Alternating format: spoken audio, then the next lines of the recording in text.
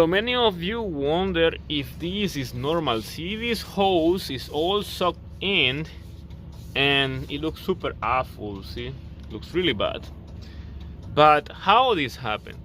This happened when the air pressure doesn't come back inside the system.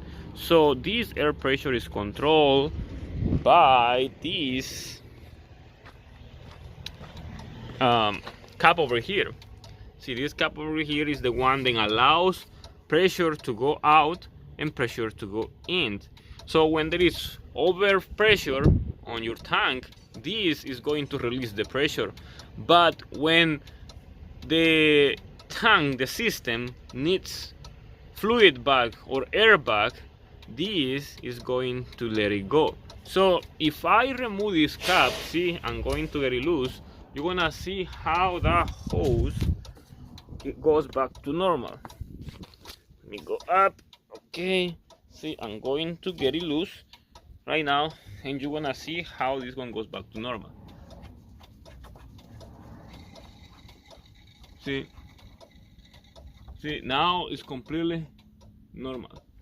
So what happens is then sometimes the cap inside doesn't work properly. The valve then has inside doesn't let the air go back to the system, and that's what it causes that issue. But it's not a big deal. It's nothing that is going to destroy your engine or your coolant system, so it's kind of normal. And sometimes it's good because it creates vacuum. So as soon as the engine starts running, whatever coolant is left inside this expansion tank that is right here on the side, because this is the main tank, and this expansion tank is going to go back to the main tank.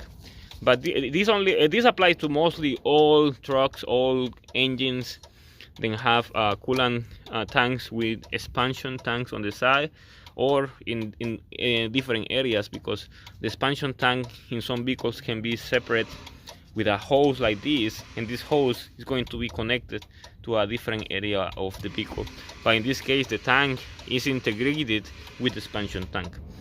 But anyway, it's just a little demonstration. I mean, like, many people have questions about that, but I mean, it's completely normal, but not fully normal, because the cap's supposed to let the air go back.